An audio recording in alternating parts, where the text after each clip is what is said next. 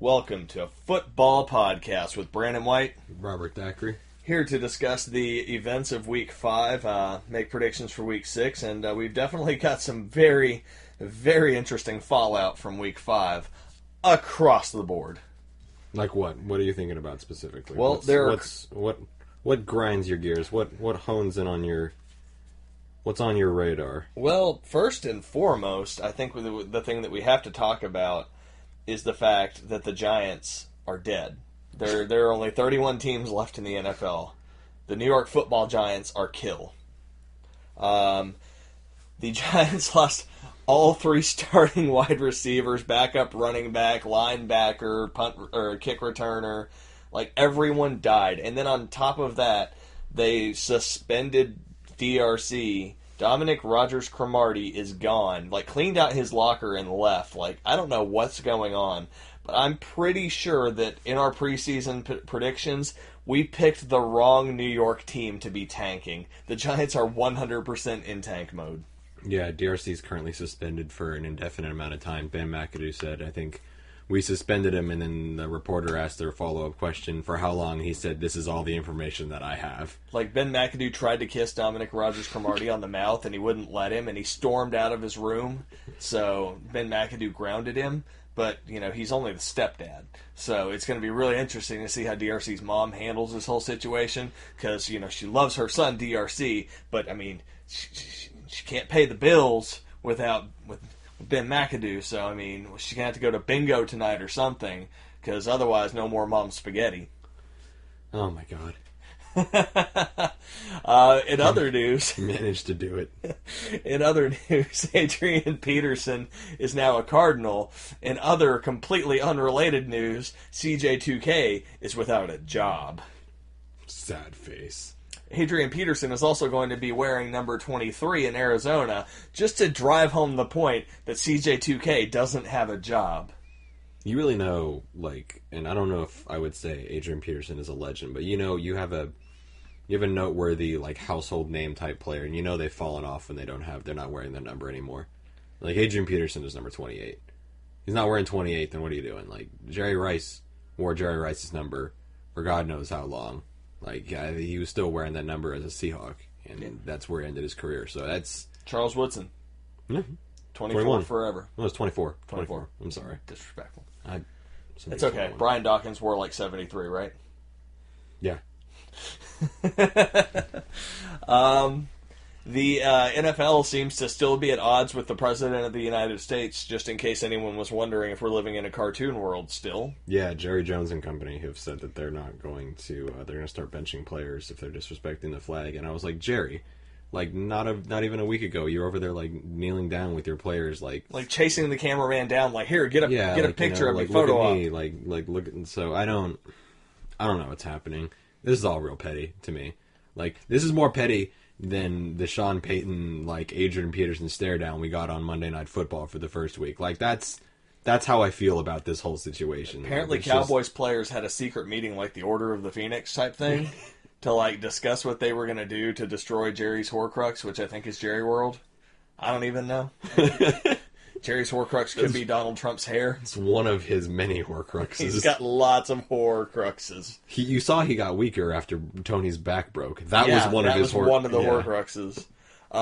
You know, the Cowboys do all of their off-season activities in California, so it's possible that Derek Carr's back is another one of Jerry Jones's Horcruxes. Maybe he just hides them in people's backs. Man. After he started doing that after Brian Dawkins retired. You're rude. Yeah, I just want to say I called it on that Adrian Peterson thing. I mean, we all called it, but I really called it. It's just interesting because he went from a team where he wasn't a fit to a team where he isn't a fit. Because, you know, in that Arizona offense that really likes their running backs to pass block or actually catch passes, and Adrian Peterson's specialty, those two things are not.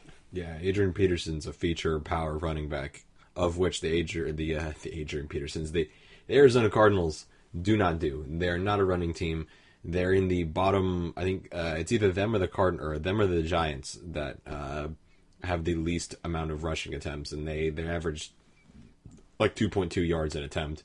Like, Chris Johnson led them with like 123 yards for the year, and he wasn't even on the team to start the year. So they just basically gave away a 6th-round pick for nothing. Like, they were just like, we don't need this. Do you guys want this? And he was like, yeah. And then they decided that they were going to do this like Adrian Peterson thing so they could say he was on their team, even though they passed on him when he first came out. So I guess they want to like win, quote unquote, but they're not winning that. They don't get to like reverse their draft day decision the same way like the Raiders don't get to reverse their draft day decision on Crabtree. Rude. So you started the shade. So it's dark in here. Adrian Peterson is, he's, whatever. Fuck it. I guarantee it's just not a fit. Like the Cardinals aren't going to do anything. They're the third worst team in their division, and I think it's really close between them and the 49ers. Almost. Because the 49ers, I think, are more talented and in a year will be better than the Cardinals. They definitely have what seems to be a better defense right now. Yeah, no, they're a better team. The Cardinals just have gotten a few more like plays to go in their way, and they have like 2 or 3 like pretty good generational players on their team. It's like how Raiders can't win games without Derek Carr. The Cardinals can't win games without David Johnson. Yeah, the ghost of Patrick Peterson can't carry that team. Nope. So that's just one of many, many things. We also have Bizarro Week, 3? Was it? Was this Bizarro Week 3? The Jaguars beat the brakes off of the Steelers, and it wasn't even close. Big Ben threw 5 interceptions. The Jaguars' defensive players had more receptions and yards than the Jaguars' receivers had. Blake Bortles didn't throw a single pass in the second half. Leonard Fournette ran for, 20 million yards and was Forrest Gump the whole game. Keep on running. All right, Fournette. All right, Leonard. I don't know what the hell happened there. Has Big Ben fallen off? I'm still not 100% convinced Big Ben ever really 100% had it. I never was a big, Big Ben's an elite quarterback guy. I just think that, if you can intimidate women in a bathroom stall, you can intimidate anybody. AJ Bouye and Jalen Ramsey are the 1 and 2 in terms of completion percentage. Didn't you say you thought that AJ Bouye was overrated, and now he goes to the Jaguars, and him and Jalen Ramsey are the best cornerback duo in the league? Fact. Jalen Ramsey. I didn't think Bouye was overrated, but I guess it's the difference between having people who can evaluate talent and people who can't evaluate talent, like running your free agency and running your front office. Because the moment Tom Coughlin got there, they went and got Calais Campbell, who is in the top 5 in sacks. They went and got AJ Bouye, who even though they spent a shed ton of money, seems to be he's the best corner in the league right now, just based on completion percentage and targets. So it's kind of hard to disagree that they went out and spent some money and actually improve their defense, which I didn't think was going to happen. That is not historically a Jaguars thing to do. No. But yeah, they're after a certain point you have to stop calling it Bizarro Week, because it's the Jaguars are just good. That's just what you have to. Jaguars are currently winning their division. The Bills currently winning their division. Hey, we'll get there. We're going to get there. If you want to jump into it, we can jump into it, but we're going to get there. I don't really think the refs did too bad of a job this week. I think there's no real controversy there. Really, it's just about these injuries and quote-unquote suspensions. Derek Carr was making comments about the Chargers defense game planning to hit him in the back. So in case anybody was wondering if he thinks he's going to play this week, we're going to roll out our broken car, because it turns out we don't get very far driving in manual. So Nolan Carroll was released for a concussion. He actually wasn't on the field in that Devontae Adams last-minute touchdown, so do with that information what you will. I don't think he was going to cover. He was going to end up doing anything about that, because Nolan Carroll's not a great cornerback. But oh, sound the alarms. Did anybody expect MVP race in Week 6 to be between Alex Smith and Carson Wentz? You've done it. Now Carson Wentz is going to die. Man, I was just hoping that it would affect Alex Smith. No. So currently, speaking of Alex Smith, playoff picture, AFC, Chiefs are currently still in the driver's seat at 1, undefeated, as you'd expected. Currently, probably the consensus best team in football. 2, the Bills, still there. Managed to stay in 2 after a bye week. No movement, no problem. Number 3, Jaguars ended up leapfrogging the Steelers after getting that head-to-head tiebreak. Steelers are at 4, just barely hanging on to that division. 5, Broncos, bye week, no movement, no problem. And 6, the Jets. You have 2 AFC East teams in the playoffs currently slotted if they were to end today, and none of them are the Patriots. That's crazy. Brandon's he's in the fetal position right now. I'm just looking at it and oh man, what a life to live. But I kept telling people don't sleep on the Broncos. And for 5 years straight, I said don't sleep on the Jaguars. And for 2 years straight, I said don't sleep on the Bills. And for 1,000 years straight, I said don't sleep on the Chiefs. And now that 1,000 years has passed, enough blood sacrificed. Look, Eric Berry had to die for this. And then he came back. And then he died again. And eventually, they're not going to be able to use the Dragon Balls to bring him back. But, No, you only get one. What was it? One. They're going to have to go to Namek now. Yeah, they're going to get the Dragon Balls and they have to summon Purunga. Yeah. To actually get Eric Berry back.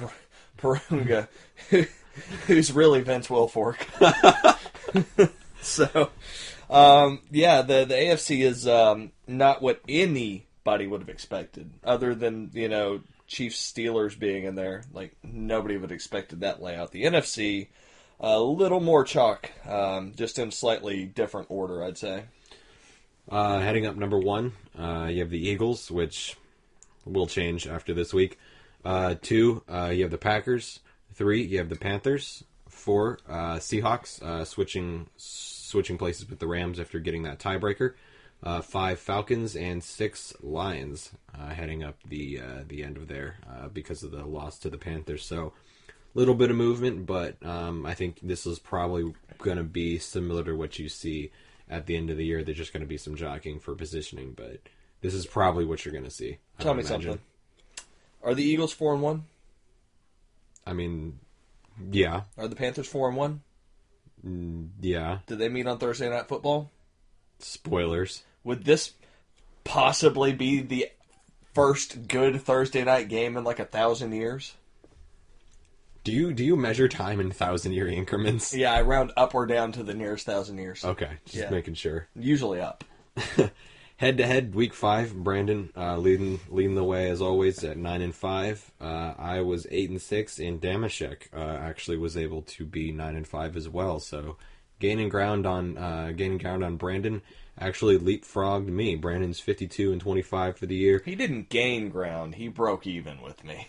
Don't give that schmuck the satisfaction of gaining ground. I've still got 6 on him. 52-25. I'm 45-32, and Damashek is 46-31. So I've fallen into 3rd place.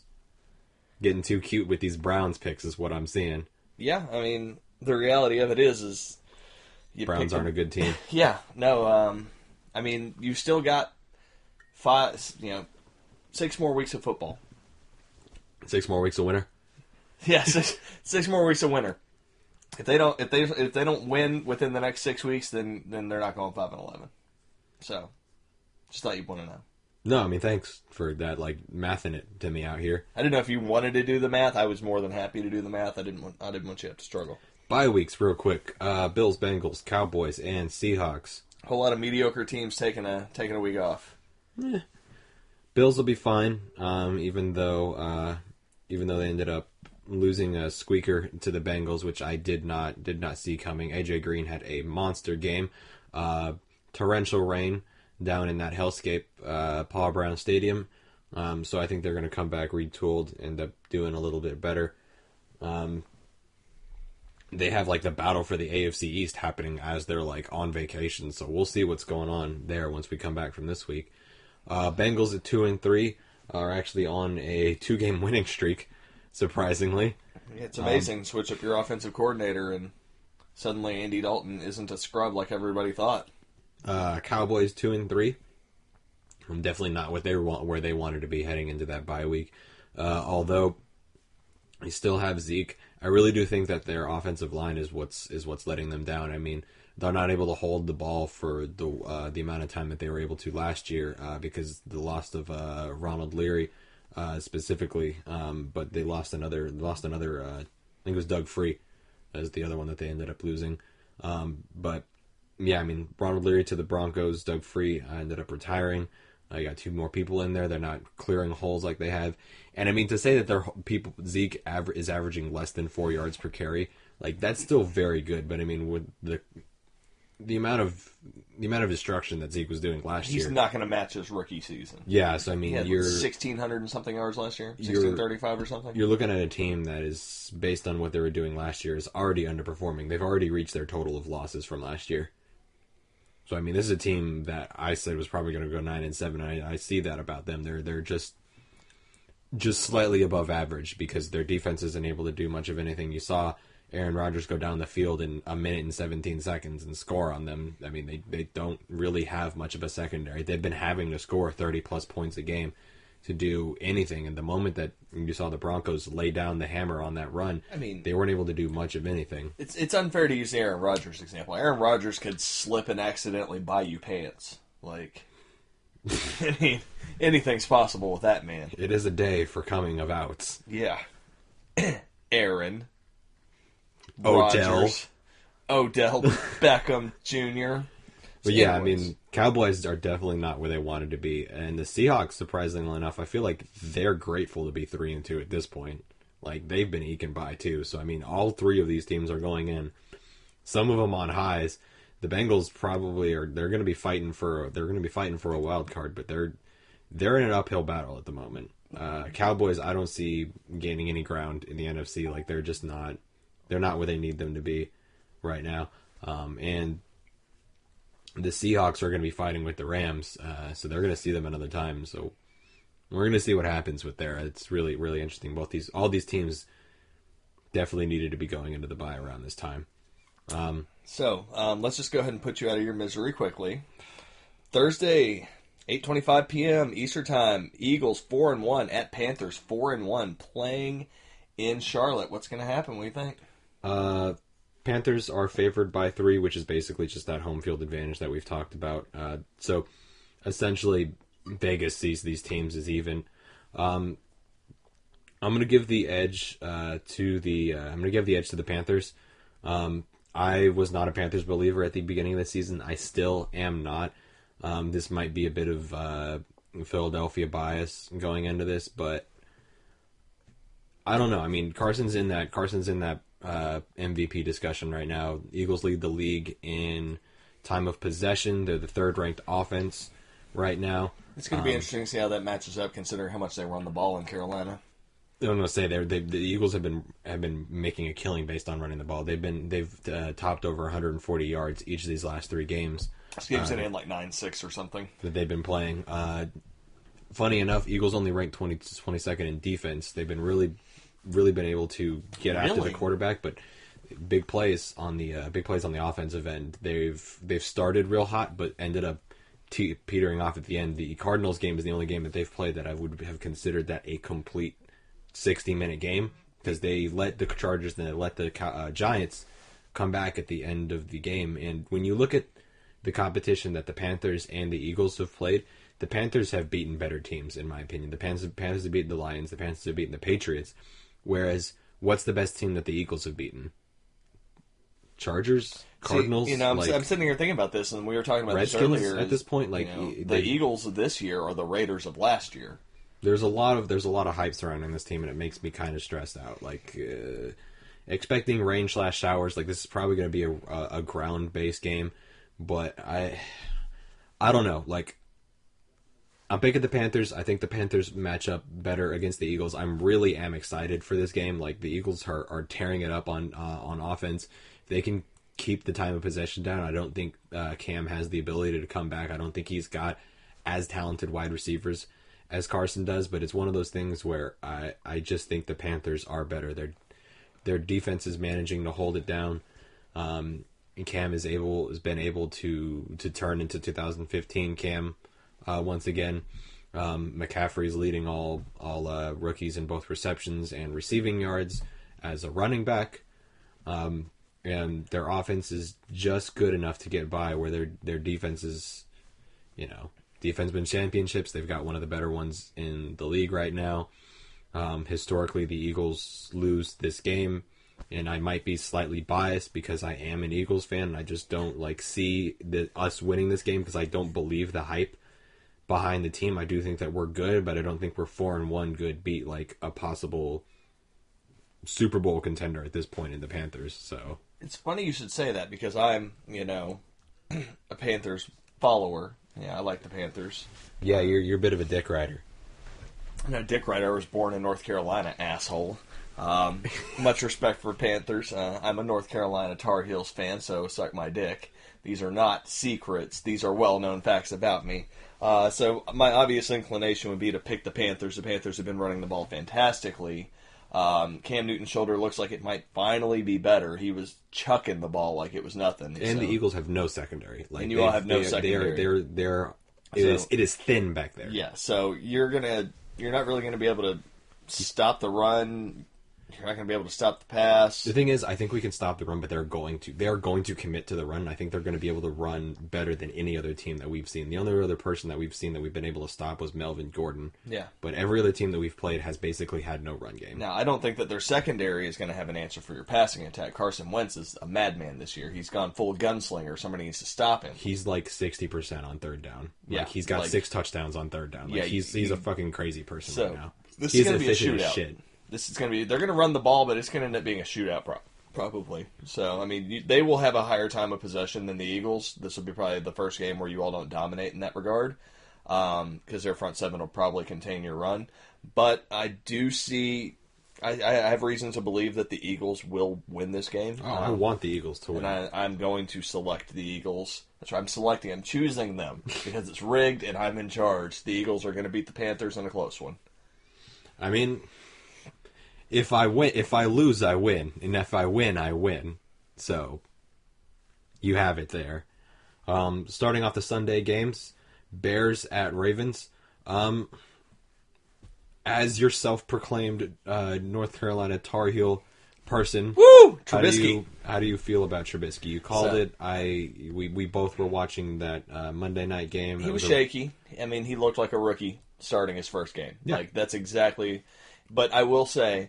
Now, granted, it's a different kind of pressure, but like Connor Cook started for the Raiders. His first game ever was a playoff game last year, and he looked like garbage. Trubisky looked better than that. Stakes are not quite as high on a Monday night game in Week 5 versus a wild card playoff game. It's still a primetime game. It's still a primetime game. There's a lot of hype around it. And the Vikings have one of the best defenses in the league right now. They have one of the best defenses in the league, and the Bears do not have one of the best offensive lines. So if you factor, and that's why I'm making this comparison. So Trubisky looked good. I mean, he was only around like 54% completion, but I mean, what are you going to do? He's throwing to like nobody and no one. Like those are his number 1 and number 2. So, I mean, Jordan Howard was able to get something going on the ground in that game.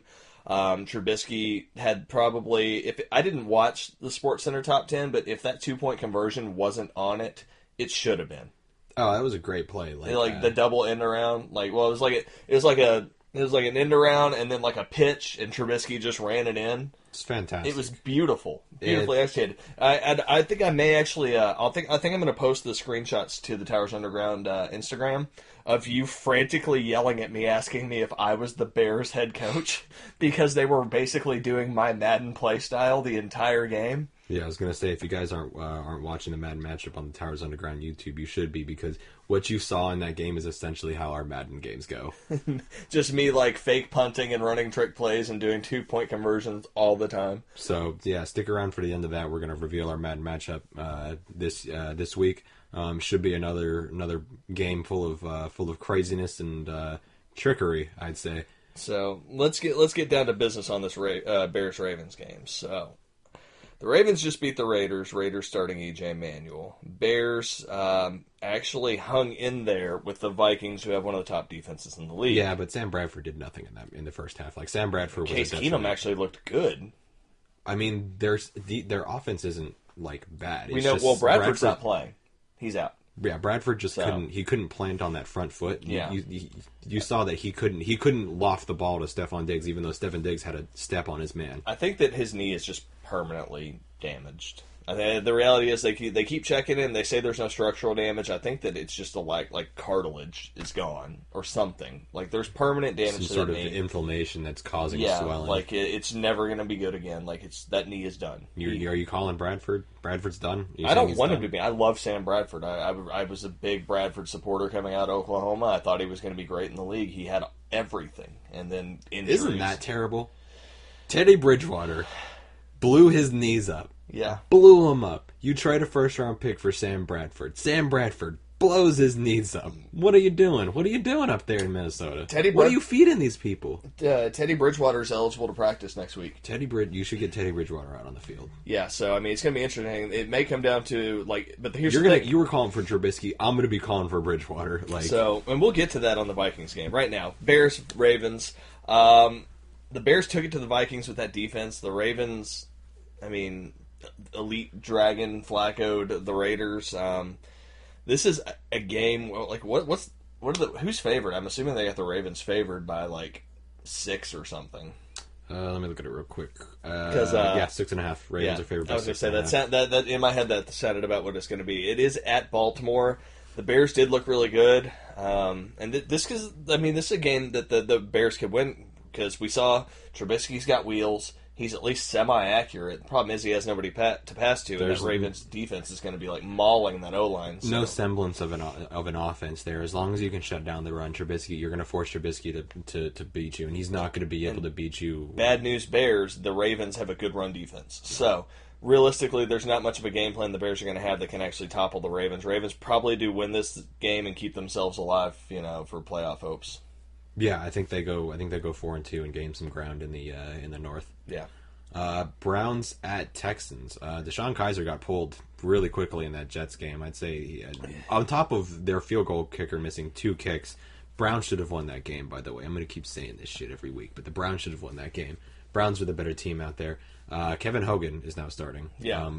Added to the list of Browns starters. That guy's going to have to bring that jersey back out of retirement. Oh my God, I love that jersey. I do too. Texans. I have nothing else to say. Deshaun Watson looks like the truth. Deshaun Watson looks great. What's funny is that the moment they get a great offense, their defense explodes. J.J. Watt's out. We didn't talk about J.J. Watt. J.J. Watt's gone. How did we forget? Oh, that's right, because he gets hurt every year. Yeah, he's the Rob Gronkowski of defense. I texted you during the game, and I was like, "Oh crap, Gronkowski's out," and you just sent back as is tradition, and I was meant J.J. Watt. J.J. Watt, yeah. It's the same thing, though. It's the same thing. Out, they almost look like they could be related, too. I mean, there's just something about these, oversized blonde guys that just, I don't know. Yeah, Watt, he's hurt. Big fucking shock. That front seven is still great, although it's slowly weakening. First you lose Brian Cushing, and now Watt's out, so it's like Jadeveon Clowney and Whitney Merciless just holding it down up there. Merciless is out, too. Merciless is out, too, that's right. Okay, that front seven's a lot weaker. So, I mean, this is a game, maybe the Browns, they could actually get something. They signed Lamar Houston. That's what they got. Okay, so, real quick. That's all they've done. I'm not going to say a lot. I'm just going to say Lamar Houston, loved him as a Raider, wasn't bad as a Bear, but he's injury-plagued.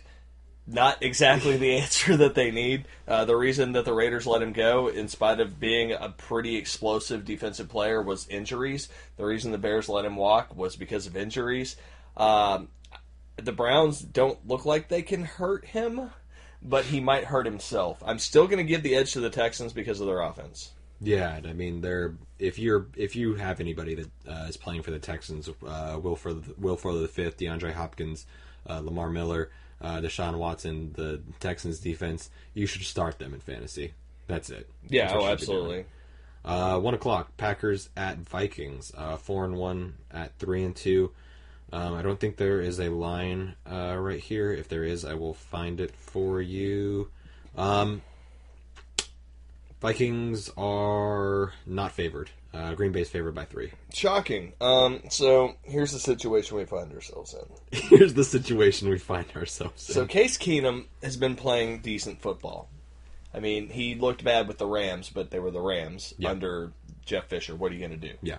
Jeff Fisher has made a career out of ruining. I mean, Vince Young, Vince Young looked like he could be the truth, and Jeff Fisher just made sure to fucking ruin his career. Vince Young was a generational talent. He was. He was just... He was athletic as all get out. He was the definition of a dual-threat quarterback. Yeah. Jeff Fisher ruined him. Vince Young could have been better than Mike Vick, given the proper, tutelage. I feel like Jeff Fisher just looked at him, and every time he would call a play, it would have the N-word in it. I just feel like it. I don't know. Is he a fireman? Yeah, he's a fireman. He doesn't like Mike Tomlin at all. But Keenum looked good, and the Vikings defense is still the Vikings defense.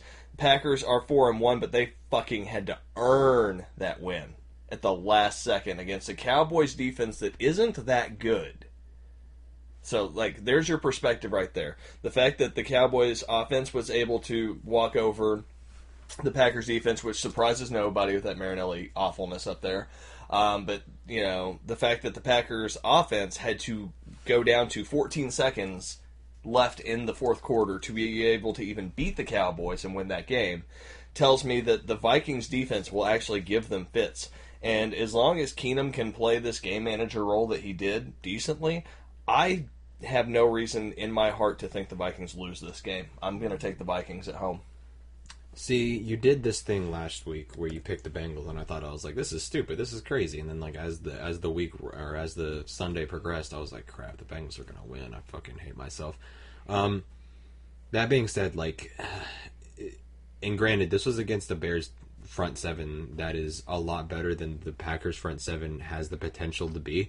But they, even with Case Keenum, and they couldn't really get much of a running game going with Latavius Murray and our boy Kevin Vickman out there. Kevin Vickman looked all right. Don't get I mean, they were running some screens and some flat passes and stuff like that. But if you're just talking about running between the tackles, they really couldn't get much of anything going. And you can tell that they're already missing the explosiveness of Dalvin Cook. Both Adam Thielen and Stefon Diggs look great. They're playing in Minnesota, which is in a dome, which favors the Packers more than it does the Vikings, just based on the way their offense is running. Aaron Jones came out last week and just smacked the Cowboys right in the face, 100 yards, first game out there. And the Packers do not run the ball, so you know that this guy, that they were committed to giving this guy the ball.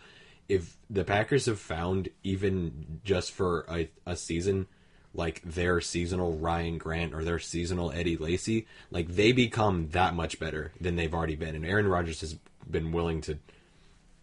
Don't disrespect the table like that. I just disrespected the table. No. Yeah. I'm going to roll with the Packers. I think, Devontae Adams out there, after getting his lights knocked out, is great. Randall Cobb, despite being basically a non-existent, is always able to go off. Jordy Nelson... best red zone threat in the league right now. He's on fire. He gets in the end zone. Xavier Rhodes will take care of that. All right, so you take away Jordy Nelson. You still have Devontae Adams. You still have Geronimo Allison. You still have Aaron Jones. Fine. You still have... Packers put up points, but what are they going to do with Stephon Diggs and Adam Thielen? I think they'll be fine. I think the Packers defense isn't going to have an answer for that. I think they'll be fine. I think the Packers win this 35-27. Hot take. Hot take. Lions at Saints. This is one that I really want to do. This is one that I put up on the Mad Matchup because I think this is going to be a really fun game, but it did not get picked. But I still think this is going to be somebody picked it. I picked it. This is Lions at Saints. I think this is going to be a really fun game to watch. I think you already know what I'm going to say. Matt Stafford's the table. Stafford's the table. The only difference between the Saints this week and last week is nothing. Because Adrian Peterson's gone, and that makes no difference whatsoever. If anything, I think it lifts a metaphorical weight off of they don't have that negativity around their Sean presence. Payton wasn't going to give them the ball, but they still had to dress Adrian Peterson. They're able to put another special teamer or another cornerback or something like that, somebody that can help them in a different way. Because Adrian Peterson wasn't doing anything. He rushed for 21 or he rushed 21 times for 84 yards on the season. He wasn't going to fit them.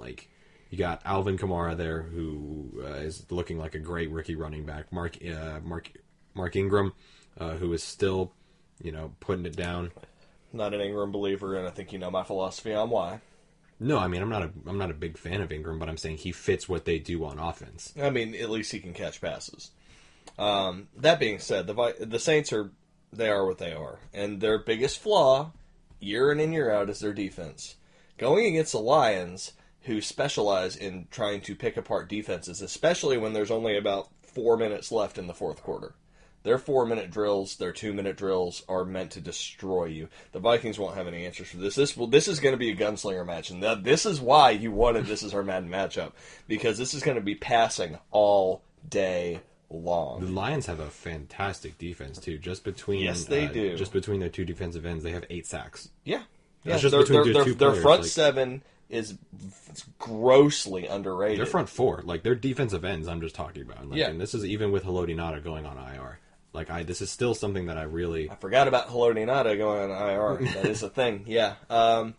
So that does kind of weaken them a little bit, but still, they're nasty up front. And you know my boy Darius Slay in the secondary. He's always ready. I don't even know who he's going to be on, actually, now that I think about it. Thomas, I guess? the Willie Snead's back. Oh, yeah, Snead. Oh, that's right. Snead's back. Snead's back. You got Michael Thomas. You got Brandon Coleman out there. It's good. You got a good little... I don't know. It's going to be a lot closer They're going to put than people Snead in the slot, so I think he'll be on Thomas. But I don't know. I still feel really good. You know, I'm on that Lions hype train. I'm a Stafford believer. I don't see any chance of the Lions losing this game to the Saints. The Saints are mediocre at best. Drew Brees and that offense can only do so much, but that defense doesn't exist. And this is where we get to that matchup that I talk about when we have these situations. Is you have this team who's great on offense playing a team that's also great on offense, but then you've got one that's got a defense and one that doesn't, and that's the difference. That home field advantage can't make up for their lack of a defense. It can't. I mean, Drew Brees is tied for second in catch to release. It's like 2.38 right now. So I mean, he's second to Osama bin Laden, who had to retire for obvious reasons. Yeah, I mean, great career and everything, but he had to hang it up. Actually, it was Hussein who had to hang it up. But yeah, I mean, I'm gonna roll with the Lions begrudgingly. Love some Drew Brees. He's fantastic. Oh yeah, I'm gonna respect him greatly, but gonna be filled with sadness when if he didn't have a ring, he'd be the Dan Marino of his generation. When he hangs it up. Don't be surprised if the Saints come out and win this game, though. Don't be surprised. No, that it could happen. It just won't happen. Lions win 24-17. Dolphins at Falcons. Falcons. Yeah, Falcons. That was easy. Smoke and Jay isn't doing anything. They've got no semblance of offense. It just doesn't. Well, Falcons have had an extra week to prepare for them too. They're coming off. That's what I'm saying. Like, I would entertain this, but the Falcons are coming off a bye. Yeah. So, like, it's the home game for the Falcons, and they're shiny new stadium, coming off a bye. There's nothing to say after about an this game. upset against the Bills. Yeah. So I mean, they've had a week to stew on that. Yeah. So they're going to come out there and they're going to come out there and lay a whipping on the Dolphins. I think it's going to look like the Dolphins are running the Wildcat on every single play. Yeah, except for he's going to be under center. This one I think has the biggest spread. Is it like 14? 12. 12? Falcons are favored by 12. I like how I'm like at least fairly close in my head on what these spreads are. Patriots at Jets. 3-2 for 3-2. This could possibly be with the Bills going in their bye week. This could be for the lead in the East. You ever think that would be something that we'd be saying? Patriots Jets for the lead in the East, okay. Without Rex Ryan. I know. I wanted to make that joke. You son of a bitch. Yes, Rex Ryan his wet dream is coming true all over again. And meanwhile, Darrelle Revis is sitting on the couch at home. There's no feet here. I'll take my sock off for this conversation if I have to. Let's be real, okay? The Jets are. This is so hard to talk about. The Jets are somehow 3-2. They've fallen into a 3-2 record. Yeah, they're failing upward. Yeah. It's the most unbelievable thing ever. The Patriots have no defense. Like, they are 32nd in the league still, I think, in terms of defense. They're playing at the Jets, who historically actually play the Patriots really tough. Especially at home. Took it down to the wire last year, actually. Yeah. But the reality here is the strength of the Patriots is their offense. New England is still 32 in total defense. Yeah. The strength of the Patriots is their offense. The strength of the Jets is their defense. And the defense of the Jets is not better than the offense of the Patriots. And the offense of the Jets is better than the Patriots' defense, but not by much. This is one you could flip a coin on. I don't know if Vegas has it as, but I'm going chalk on this one, and I'm going to take the Patriots because I just don't. This one has a pretty big line, too. This one is something where they're not respecting the Jets at all. Like, it's the Patriots are 10-point favor for the Patriots. Let me find them. Yeah, 10. Yeah. Exactly. God, I'm good at this. But yeah, I mean, call chalk all you want, but I mean, the Jets have failed upwards, and the Patriots have actually had to play some good teams. The two losses that they have are actually coming against what could possibly be the two best teams in the league right now, with the Panthers being possibly the best team in the NFC after beating the Lions, and they're possibly going to beat the Eagles on Thursday night. And them losing to the Chiefs, who I think we're going to say is the consensus best team in the AFC right now. So they've lost two games to two really good teams. Their defense is shattered right now with injuries. They can still put up points. They are going to put up points. They're going to win by more than 10. Oh, yeah, easily. This will be a statement game because it's got to be. Patriots lose this game, they lose the East. Oh, Patriots lose this game, they're not making the playoffs. Yeah. Yeah, that's why. But they didn't deserve. Truthfully, they didn't deserve to win that. They didn't deserve to win that Thursday night game. At what point do we start talking about the Madden curse? Give it a couple more weeks. Yeah. All right. So, 49ers at Redskins to round out the 1 o'clock games. The Shanahan Bowl, maybe we can call this. I don't know. Shanahan, former coordinator for the Redskins, had a lot to say. Kirk Cousins was speaking. Spoke very highly of Kyle Shanahan this past week. Said that when he was drafted, Kyle Shanahan called him to introduce himself and told him, like, hey, look, here's the deal. Our plan is to groom you so that we can trade you. And he said, I don't mean this as a disrespect. You have the talent. You're good enough. But we don't want to play you. We want to groom you, trade you for a high pick, get you in a situation where you can win. You know, you're not our solution, but we picked you because you're good enough to be groomed to be a solution. He kind of got Aaron Rodgers in a way, where, you know, he was drafted as to be groomed, except for, you know, he was supposed to be Favre's replacement, and Favre just decided he didn't want to be replaced. Nonetheless, he ended up being the starter for that team. And it's interesting because the 49ers at 0-5, it's weird to say this, they're a very strong 0-5. Like, in terms, like, if you compare them to, like, the Giants... Or the Browns. Like, they're a team that you can still look at and be like, I don't know, like, I picked them to win last week. Like, they should have. They should have won. And, I mean, that this Redskins team is weird. Their defense is good-ish. Their offense is good-ish. I mean, jury's still out on this team. Yeah, as far as I'm concerned. I don't know what they're doing there in terms of... They're currently the best team the Eagles have beaten. Which, I mean... I don't know what that says. And, I mean, and that's the thing, like, one of their losses has come to a fucking 4-1 team. So, I mean, take that away, they're 3-1. So, you always get into that, what-if scenario. All that being said, this is being played in Landover. The Redskins are going to win this game. Yeah, I think the Redskins will roll.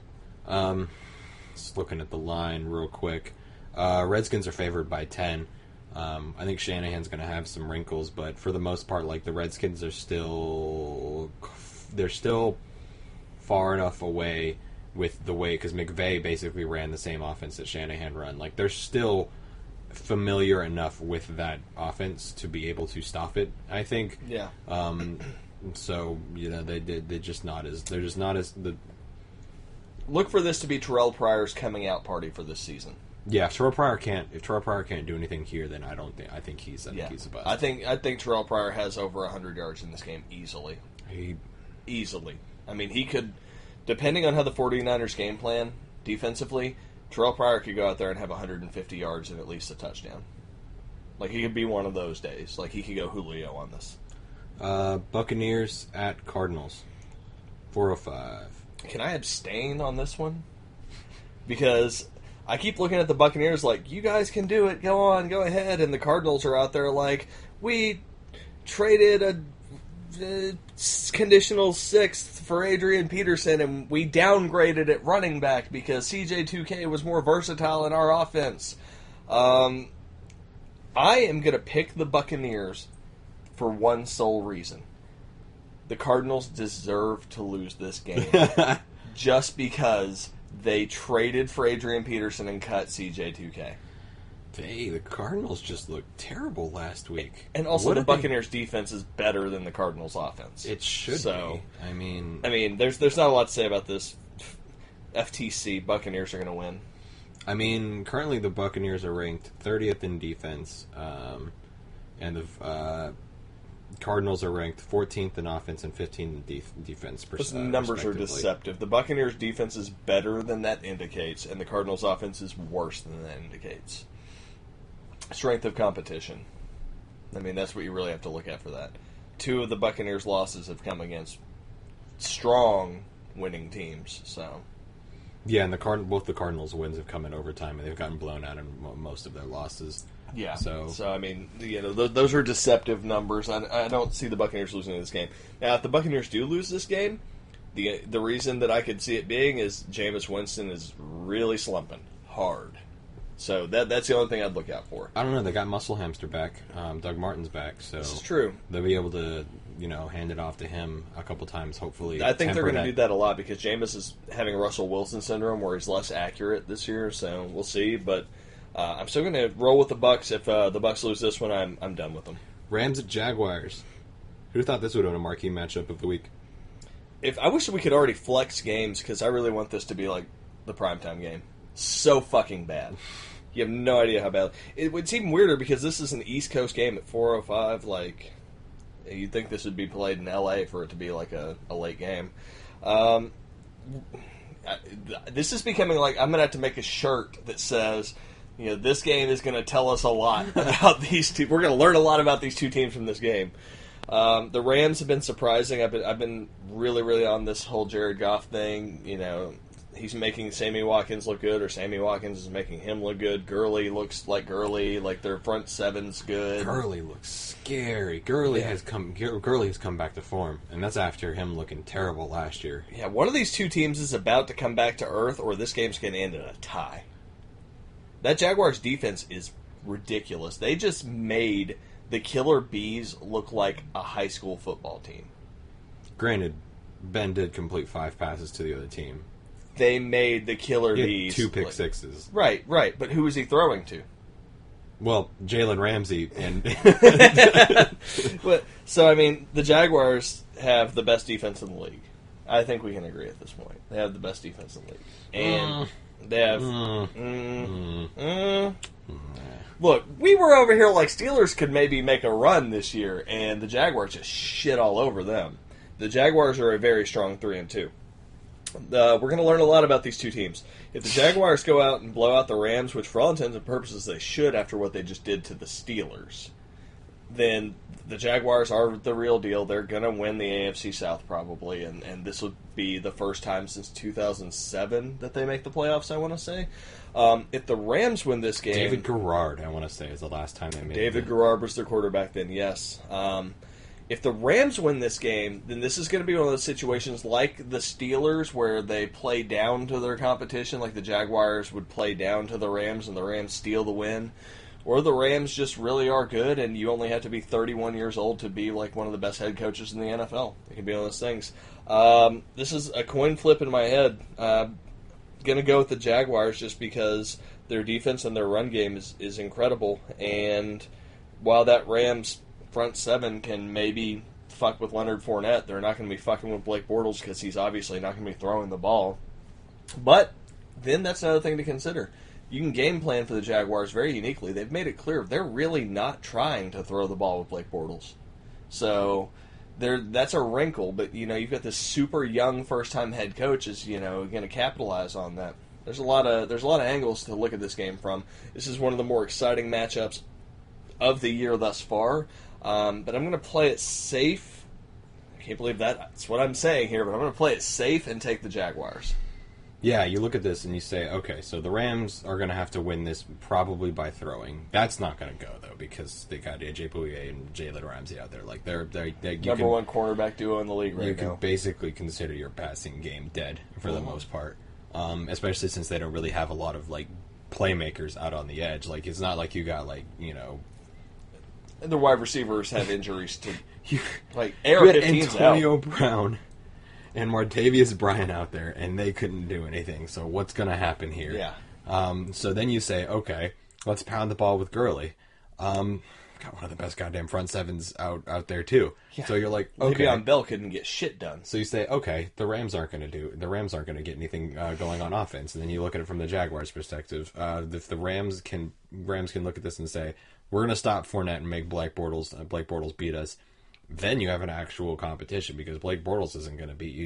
You still have pretty good cover corners. They'll just put there. David Garrard out there. They'll just sign him in the middle of the game. But realistically, I mean, it's to the point, like, why aren't they just starting Chad Henne? They don't want Bortles to pass. They don't believe in him. So why are they doing it? I don't know. I really want to roll with the Rams. Like, I feel like this is like an upset type thing where, like, the Rams, if the Rams come out and win this, I think they're legit. Jaguars come out there and win this, like, they're legit. Like, whichever team wins this game is winning their division. I think if the Jaguars win this, they have definitely a better chance of coming out there and they create a big. They don't create a lead because the Texans are playing the Browns and they're gonna keep pace, but Jaguars' strength of competition so far has been significantly better. Shit. I was not a believer in the Rams when they played the Cowboys. It's funny because I've been over here like Rams believer the past few weeks, and now I'm over here like, fuck it, I'm jumping off the wagon for a week. The Jaguars are fairly one-dimensional on offense. Sean McVay is a very good offensive coordinator. I would think he would be able to build in some wrinkles. Defense generally is going to be the decider. I really want to roll with the Rams, but I'm going to begrudgingly go with the Jaguars. Like I want the Rams to win this so like bad. It's another game where we're like, whoever wins, like, one, it's not surprising, and two, we all win as football fans. Like, this game is going to be a great game. Want the Rams to win so bad, but I think the Jaguars, just looking at it from, like, defense and running the ball, like, that can generally carry you throughout a bad game. Yeah, and I think I work Sunday, so I'm going to be in some kind of trouble over this game. Yeah, so I'm going to begrudgingly go with the Jaguars. Steelers at Chiefs. What do you even do about this? Chiefs look unstoppable. The Chiefs are the best team in the league. Like, the Chiefs look unstoppable. The Steelers are... I'm putting both fists in the air right now. I've been saying it. Nobody can deny me anymore. The Chiefs are the real deal. They're the best team in the league. They're unstoppable. It's because the Mormon Church has infiltrated football now. All jokes aside, though, what are the Steelers going to do? They couldn't even handle the Jaguars, who don't throw the ball. And Alex Smith is Tom Brady this year. He's completing over 70% of his passes. What the fuck? They are missing one of the best safeties in the game, one of the best safeties to ever play the game, and still the best team in the league. They are fantastic on defense. They're unstoppable on offense. Even in a close game, it doesn't matter what the score is, 3-3, 1,000-1,000. If it's the fourth quarter, they're gonna find a way to win. They haven't turned the ball over since the first play of the year. Yeah, and that was Kareem Hunt's first turnover since high school. Yeah, it's bizarre. Chiefs lead the league in turnover margin since Andy Reid. They lead the league in point differential. They lead. They're up there in time of possession. Like, they just know how to win games consistently because they do all the right things. Just to show that barbecue is better than Philly cheesesteak. You've lived here long enough. You should know. So, what do you do in a situation like this? The Steelers got embarrassed. They've got to bounce back. Like, if they want to have that division, instead of the Bengals or the Ravens, they've got to win this game. Ravens moved to 4-2. Steelers dropped to 3-3. Steelers. Yeah. Okay. Take the narrative away. Yeah, Chiefs are going to win the game. We all know. I was trying to build suspense, but yeah, the Chiefs, they're unstoppable. If the Steelers win this game, they found the blueprint, and it might be volume 2 or 3, but they found it. 4:25. Chargers at Raiders, and go. Carr's playing. You think he's playing? He's playing. Chargers do have one of the better pass rushes in the league, which scares me. Chargers also have one of the best cornerbacks in the league, too, and we also have one of the worst wide receivers in our one slot. And Crabtree's... Jason Verrett's gone. Jason Verrett's dead. That's right, Jason Verrett's dead. But Crabtree's still half dead, and Amari Cooper isn't real. This is a game that everyone had penciled in for a Raiders win. If Carr plays and Carr is better than we think, then the Raiders win this game. I'm really not as stressed about this now that I know that Carr is almost certainly playing. If it was Manuel, I'd be a little worried. And he played good in relief. He wasn't bad. He wasn't the reason we lost. The reason we lost is because Amari Cooper sucks, and our defense is fucking overrated as hell. It's supposed to be our strength, and they keep getting weaker. I don't know what's going on there. Overrate bad. Sure you can. Even the worst sex I ever had was still pretty good. 30th in the league in offense. 23rd in the league on defense are the Raiders' rankings right now. Yeah, it hasn't been great. For all intents and purposes, the Chargers seem like the more talented team between the two of us right now. But the Chargers are, I mean, one of the biggest weaknesses of the Chargers historically has been the Raiders, just period. So... if I had to guess, just flipping a coin right now, the Raiders win this just on the strength of Carr being back. We're a different football team with him. We lost when he went down. We lost without him in. If he's back in, we win this game. We go back to 500. We keep any hope we have alive for a wild card spot. Yeah, like the Chargers had a really hard time scoring against the Giants. Like, I don't really know what's going on. Like, they're not playing up to the level that they should be playing. Like, Keenan Allen has been basically a disappointment. The only thing that the Chargers have really going for them is like Melvin Gordon. Phillip Rivers isn't, doing everything that he needs to do. A healthy Carr in this game is not even close. Like, that's the thing. But the fact that you don't really know what you're going to get with Derek Carr, you don't know exactly what his mobility is going to look like. You don't know if he's going to come out there and look like Sam Bradford, for example. It's really hard to call this game confidently. Raiders are more talented. Michael Crabtree should be progressing. Granted, he didn't look all that great. He caught a ball in the Ravens game that would have been a touchdown if he was healthy, but he did like a 12-yard comeback route, caught the ball, had 4 yards of separation, turned around, and just didn't have the speed to take off and make the guy miss. So stuff like that is happening. Your Raiders line hasn't looked fantastic, and to be fair, from a defensive perspective, like the Chargers, that is their bread and butter. You definitely don't want him getting hit by Melvin Ingram, because that would be very bad. Yeah. Or Joey Bosa. And completely forgot about Joey Bosa. Yeah. Like, they've got, I was more worried about him. They've got people that can get after the quarterback, and Marshawn hasn't really been doing anything lately either. So I really don't know what's happening. Like, I'm gonna pick the Chargers again. I only really because I don't know what I'm gonna get from Derek Carr. Like I said, Derek Carr comes out there, he's healthy, you win. Like, Raiders go out there, they steamroll the Chargers. It's not even close. But Crabtree is still progressing day to day. You don't know what you're gonna get out of Derek Carr. Like, it's not like a torn ligament where he could just tape his hand out there and not take any snaps out of shotgun. Like, it is a back injury. This is something that affects. This is the only thing worse than a back injury is a core injury. Yeah, like this affects everything, especially the lungs.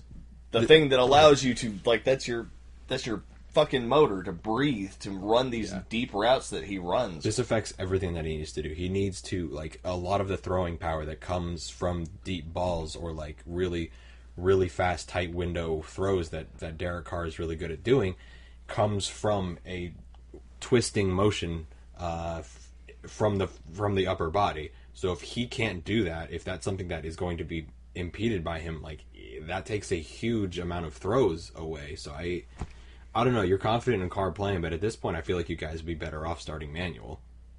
You go out there and he gets hit by one of the best front sevens out there in the league, and you're done. That's it. That's your season. Yeah. So, but I mean, that's the situation we're in. We have to win. We can't take the chance. If we lose this game, Raiders have to win. This is done. this is a must-win game for the Raiders. But I think that our schedule only gets worse from here. I think the Chargers are going to win. I think the Chargers are going to win. I think the Raiders are done. All right, going on to Sunday Night Football. Giants 0-5 at Broncos 3-1. Broncos coming off a bye. Giants have nobody. There's nothing to talk about here. The Broncos win. Let's just move on. Yeah, this is disappointing. I wish they could flex games. Preseason like this could have been a good game. Yeah, this is one of those things where we talk about flexing. The Rams are already playing on the East Coast at 4:05. Just switch it. Just switch the game times. 4 or 5 more weeks, I think, minimum before we can start flexing. Yeah. So. Rams Jaguars should be the flex game for this. Absolutely. That's not even close. That or Steelers Chiefs, but Jesus, not this game. Either way, Broncos are going to win. We don't have to list the reasons. We just don't. The Giants don't even have nobody a to team give in the the ball field. to. I don't even know if there's 22 players that are currently on. We can say this. After the game this past week with all the injuries, both Chad Ochocinco and Terrell Owens went to Twitter, hit up the Giants, asking if they could play. Chad Ochocinco doubled down today, asking if he would get arrested if he just showed up to the Giants' practice, trespassed, and then challenged DRC to cover him, which doesn't do him any good now. So he'd definitely make the team. Yeah, because DRC can't cover people he's not there to cover. Yeah. Now, this is an angle that I pitched to you, and you weren't happy at all about this. But why not? What do you mean, why not? Why not sign them? Because You could probably get them both for a veteran minimum. They're not gonna. They're old. Chad Ochocinco couldn't even. Chad Ochocinco, after what was it? He went to Buffalo. No, the Dolphins. He went from the Patriots to the Dolphins. Yeah. Couldn't get on the field with the Patriots because he couldn't learn the playbook. Didn't know the routes. Couldn't get on the field with the Dolphins because he couldn't learn the routes. If you don't know how to play the game of football, you can't get on the field. Right. Ochocinco has lost the athleticism that allowed him to get open in the league. He hasn't. And athleticism is still not his problem. It's upstairs. And the thing about it is, look at Ben McAdoo. Does he look like somebody that runs a complicated offense? They run a West Coast system, so yeah, actually, the West Coast system is fairly complicated. He was able to run that with Carson Palmer just fine. Palmer would put up the ball and he'd go find it. You run a full route tree in the West Coast offense, He runs general routes. He breaks 5 yards and then he just goes in a direction. Terrell Owens is 43 and hasn't played in the league in years. Jerry Rice was 43, still playing. He's a big-bodied wide receiver, but players like Plaxico Burress and Santonio Holmes. Oh, yeah, fuck it. Let's get Plax back in too. Jeez. This is a good ha-ha media thing, but these guys aren't in the league for a reason. But the thing is, who are they going to field? I don't know who they're going to field, but at this point, you're going to turn your. The Maras aren't going to allow their organization to go to this kind of craziness. This is not the media franchise. They're not going to. If this was another franchise, this may have... if this was the Bengals, which they've already done this... Okay. Just picture this. It's he's not going to get 3 out of 4 at this point. T.O. can't wear blue. It's week 15. And Eli puts the ball up. Terrell Owens catches it for a touchdown. And then he immediately runs to the middle of the field and slams the ball down on the Dallas Star. When did the Giants play the Cowboys? I don't know. I guessed week 15 because it felt about right. But in your heart of hearts, tell me that wouldn't feel good. Tell me that wouldn't bring you back to the days when football was just magical to you. Sunday, December 10th is when they play the Cowboys. Dang, it's week 13. No, they play them in Dallas, so they'd never be able to do it. No, in Dallas they would be able to do it. No, I said they don't play them in Dallas. Oh, you said they already played them in Dallas. Damn it. All right, well, never mind. Fantasy over. Broncos win, whatever. Monday Night Football, continuing the disappointment train. Colts 2-3 at Titans 2-3. The grossly overrated Titans, maybe? Mariota getting hurt didn't help. They were trotting out Matt Castle and Brandon Weeden, so what are you going to do? But, I was feeling really good after the Raiders beat the Titans week 1. Now I'm looking at the Titans at 2-3 and the Raiders at 2-3, and I'm like, Well, shit. Right? Like, one of those wins we got was against the Titans, and one of those losses I got was against us, and we both look pretty bad right now, and we both have quarterbacks who have, like, Soul Link turned on, where if one gets hurt, the other gets hurt. Interestingly enough, people are whispering that Andrew Luck may be back for this one. It's not going to happen, but they're whispering. Honestly, I wouldn't be surprised if they've got this at like -3 for the Titans just for the home field advantage. No line set currently. I think it's Mariota being out right now. Yeah. Mariota's probably going to play. Like, he's day-to-day right now, which generally means that he's probably going to go, especially since this being a Monday night game. He has an extra day of rest. Yeah, realistically, Titans are going to win this game. Also, be on the lookout for Chuck Pagano to be fired after this game.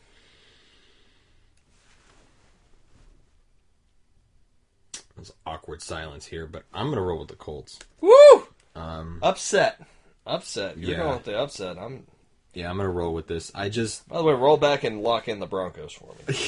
Just go ahead and I think that was a collective lock. Yeah, that's the lock. I